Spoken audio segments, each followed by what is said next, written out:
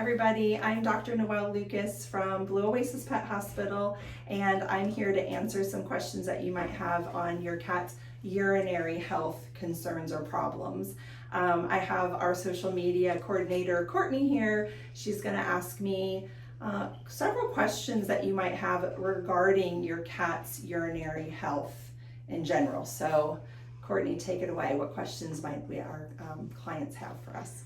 So Dr. Lucas, what are the most common urinary problems in cats? Great question. So a lot of people assume that cats have a lot of urinary tract infections, which is possible, but cats actually are pretty resistant to urinary tract infections, but that would be one. And the reason they're pretty resistant is because they have really concentrated urine. It's not very a healthy environment for bacteria. So UTIs are there, but uncommon. We have something called cystitis, which is a big word for inflammation of the bladder. Another name for it is feline lower urinary tract disease, or fluted. So that's a catch-all for inflammation, uncomfortableness, but no bacteria are there. And then stones, so bladder stones are also part of urinary health tract issues in cats. So UTI, cystitis, stones, and then there's something called urinary obstruction or blockage, very life-threatening. It is where a cat physically cannot urinate or can only urinate a very tiny amount. But that is a very serious health concern in cats. So those are all feline urinary health problems that we can diagnose in cats. So what can cause urinary problems in cats? Yeah, great question. So we know in cats, the probably number one cause of lower urinary health issues is most likely their environment, which can be your home. Oftentimes, homes can be perceived as potentially stressful to a cat. And if we think about it, we actually get upset a little bit about feeling like our cats could have a stressful experience in our homes where they seem very comfortable. But there's a lot of things that cats can perceive as stress, and we do talk about a lot of stress management when we talk about urinary health concerns in cats. That is probably one of the main issues with cats and lower urinary tract health issues. The other can be sometimes dietary concerns. So nutrition, what they're eating, can lead to stones or other things related to urinary health concerns. So stress in their environment and nutrition or diets are what we, yeah. I mean, there's some rare things like, I don't know, if they've had trauma around their lower urinary area and their perineum, that can lead to infections and problems because of trauma, but that's a kind of an outlier. So are there certain cat breeds or ages that are more prone to these issues? I don't really feel like cat breeds matter when we talk about urinary health problems. I will see it in every single cat breed. We do seem to feel, male cats seem to be overrepresented in their healthcare concerns with urinary issues. And age can happen, unfortunately, even at a very young age. They can have some very serious health issues. My own cat had a lower urinary tract obstruction, a blockage in his penis. He couldn't urinate. He was 18 months old, so that's a pretty young cat. We do see urinary tract infections, so infections seem to be a little bit more prevalent as cats to be over 10. So we'll see UTIs go up over 10. Young cats will see more cystitis or blockages, especially in the boys that are young. So, but girls can get it too, just so you know, everyone. So what are the common signs of a urinary problem in cats? Yeah. So going back and forth from the litter box more frequently. So it's normal for them to go, have a little visit, and then go about their day. But cats that are kind of not feeling so great down in their little bladder areas, they might go to the litter box again, and they just came out 5-10 minutes ago. And then you're watching them, you don't really pay attention, and then you see them go back again. So you hear that scratching in the litter box because they're going back and forth because they're just straining and they can't really go, or they're just squeezing out little drops. So frequent visits to the litter box, licking their little vulva or penis area a lot, so their little perineums, we call it. So they've hiked their little leg out, they're grooming, that's normal, but they're spending a lot more time down there. Or you see that they just groom down there and then they're grooming down there again. So it's like frequent, repetitive, excessive licking in that penis and vulva area. That can be a sign of discomfort and cystitis or UTIs. Urinating outside of the litter box. So maybe they've gone back and forth, but that's not your cat. Maybe they're not licking down there so much, but you're seeing them like urinate in the laundry in your bedroom, or they're walking across the room and they squat to urinate. Everyone would see that's a problem, but that could be an indication that obviously they're having some discomfort with their urinary tract. So urinating outside the litter box, frequent trips to the litter box, excessive licking around the perineum, and just, I call it ain't doing right. Something's wrong. You're like, didn't see any of those signs, but you come home from work and they're just not greeting you, or they're in a weird place, or there's something's off. The first thing I think about is the bladder in a cat. And that's how my own cat presented. He didn't really have a whole lot of clinical signs. He just was sitting in our bedroom and didn't greet me, and just something was off and he was obstructed. Yeah. So how can I tell if my cat's urinary problem is an emergency? Yeah, so sometimes that's hard to tell, which is very, very frustrating for us as doctors, because they could be developing an emergency where they can't urinate in their bladders, can't evacuate, but yet you can't really tell it's an emergency. I usually will say, if you have concerns about your cat and any reason that you're just like, something's off, I'm not quite sure, if you feel at all that could be related to their bladder or urinating, always just call the doctor's office, have them seen that day. The worst that can happen is we've got nothing wrong, or we have maybe a little cystitis, or they're still able to urinate but they have discomfort. The worst that can happen is they're obstructed, they can't actually urinate, and they can physically die from that. It's a fatal complication of not being able to urinate. So with a cat owner who feels that maybe urinary tract health issues might be a problem, especially if you have a boy kitties. The boys have little tiny penises, they have tiny penile urethras, so little tiny flow, and it can get plugged up so easily, and then they can't urinate, and then they just act all kinds of different and off and weird, and take it seriously every time, pet parents. So how does a veterinarian diagnose urinary problems in cats? So when you come in, and if you're concerned about urinary health issues, we're going to feel that bladder first. So we just grab a hold of it and we say, okay, what does it feel like? Soft, small, big, hard, full. So that kind of can lead us down the path of, it's big, it's full, it's hard, it's painful. We're going to probably treat that more as an emergency. If it's small, or we can't feel it very well, or it's maybe medium size and we're kind of like, we don't quite know, we're going to try to get a urine sample from that, and we're going to see, does it have bacteria, are there white blood cells, red blood cells, crystals, excess in protein, just anything that we are concerned about with the urinary tract. We're typically going to want some urine, so that's going to help us diagnose that problem. So what treatments are available for cats with urinary problems? Okay, so we have lots of options depending on what the problem is. So if it's urinary tract infection, obviously we're going to use antibiotics and some anti-inflammatories for pain. If there's a stone, we're going to find that usually on x-ray, so we're going to x-ray that urinary bladder. If there's a stone, we're probably going to recommend surgery. If there is no UTI, no stone, but maybe it's just kind of boring urine, but the patient's still having cystitis, which is inflammation of the bladder.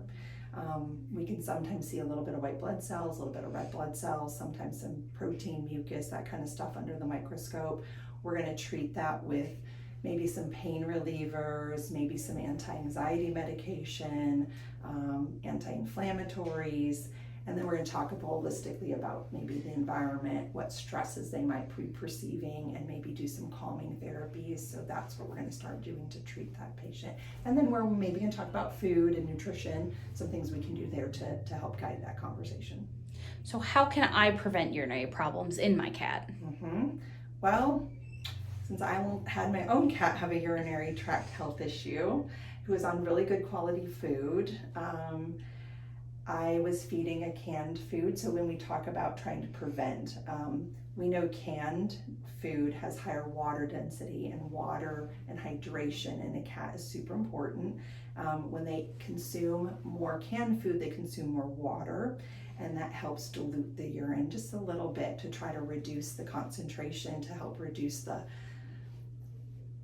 all the stuff that can come together, mucus and cells and crystals maybe, and plug up those little outflows, or maybe kind of congeal into stones. So canned food is seemed as a little bit as preventable, and then trying to reduce the stress, especially in a multi-cat household. My cat was a single cat. He's never had multi-cat, but I did identify his stressors as, unfortunately, my mom's dog coming to visit. So normal family member coming to visit has a dog in tow.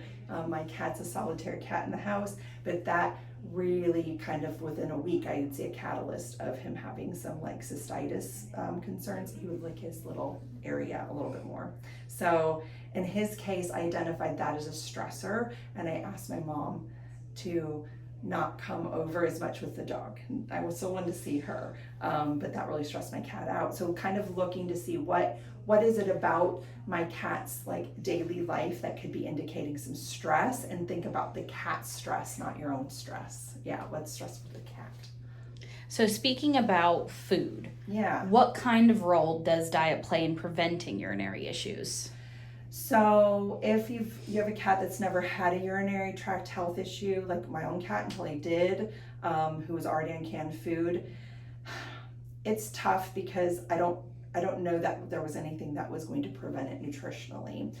If your cat does have histories of cystitis, flare, or stones, there are some really good therapeutic diets out there that we will prescribe that try to manage the pH, that try to manage the components that make up the stones. So we do have a very comfortable repertoire of diets that we will use that can help prevent cystitis flares. But in all honesty, sometimes nutrition cannot prevent this from happening. It just is part of the whole being of a cat.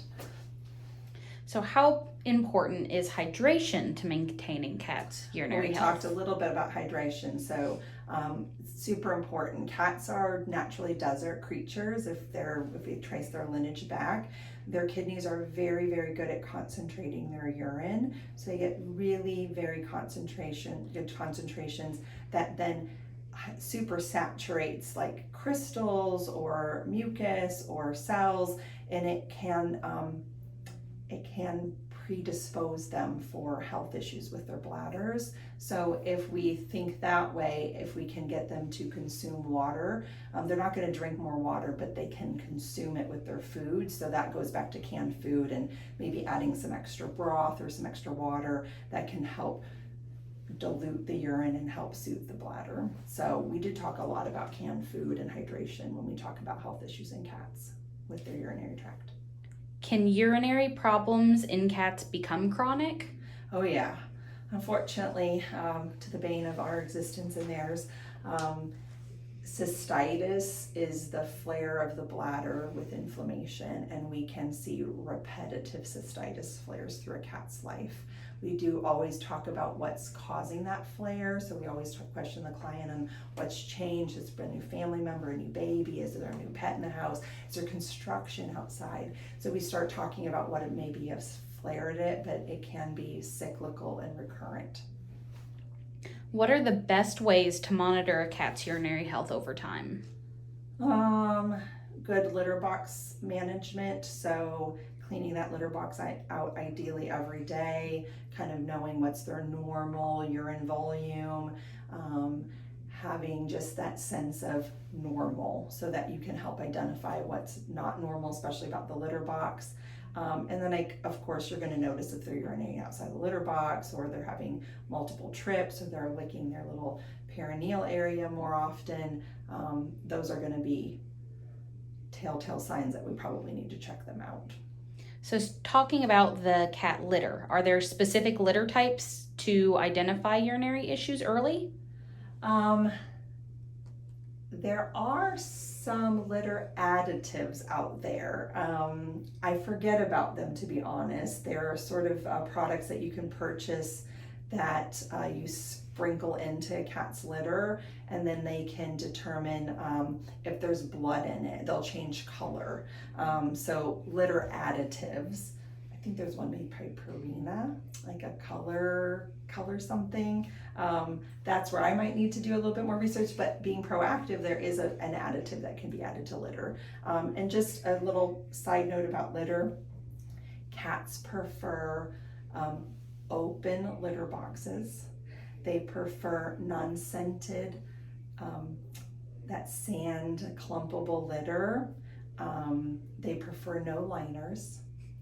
They prefer large litter boxes. So if you just give them a sand box in your house, that's really what they prefer, but that's not reality. But that's just a little side note about what cats actually prefer.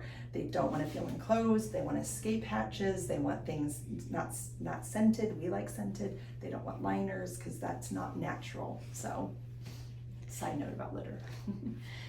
Can a urinary infection resolve on its own, or does it always require some time of treatment?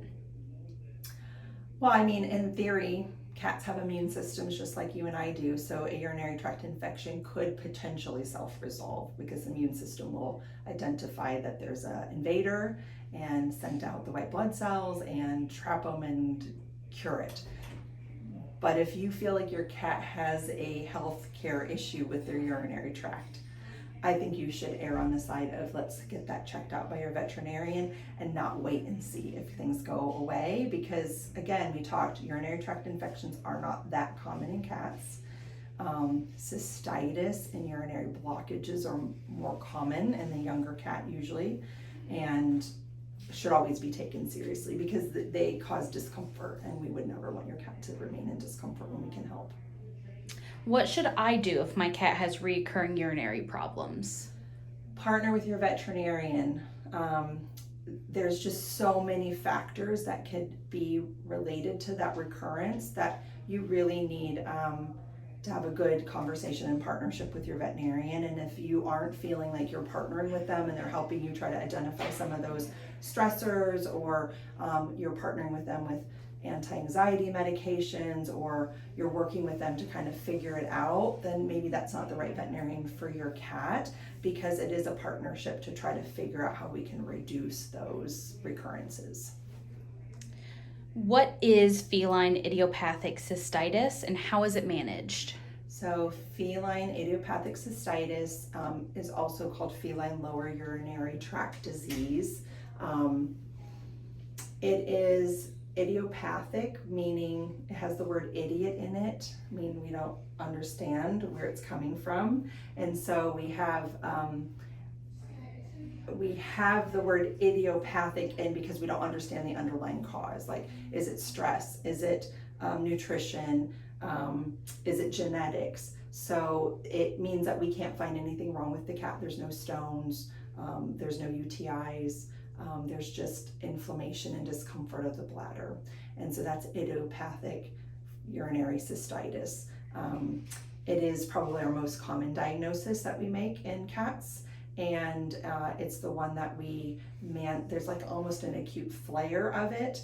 And within a couple of weeks, it will often go away, but we kind of manage them through that flare. But it's just bladder inflammation that we don't know what the cause of it is. It's a good catch-all word, FIC, feline idiopathic cystitis, FIC. So when should I take my cat to the vet for urinary problems?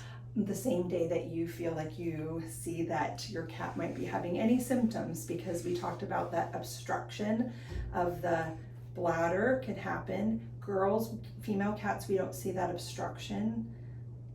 I'm trying to think in the years that I've been practicing if I've seen a urinary obstruction in a female cat. They could if they get a bladder stone large enough that it blocks the outflow of the female genitalia or the outflow tract.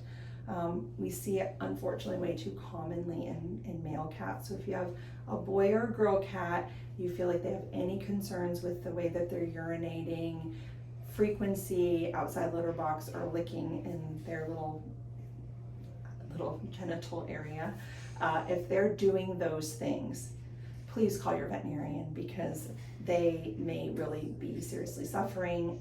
Cats suffer so often in silence, and we as veterinarians can really help them. And certainly if they have an emergency, we can diagnose that when you come in. So if you have concerns or questions about your cat's urinary health and you are looking for a great veterinarian, we would love to see you at Blue Oasis Pet Hospital in Mount Juliet, Tennessee, just outside of Nashville. So thank you so much.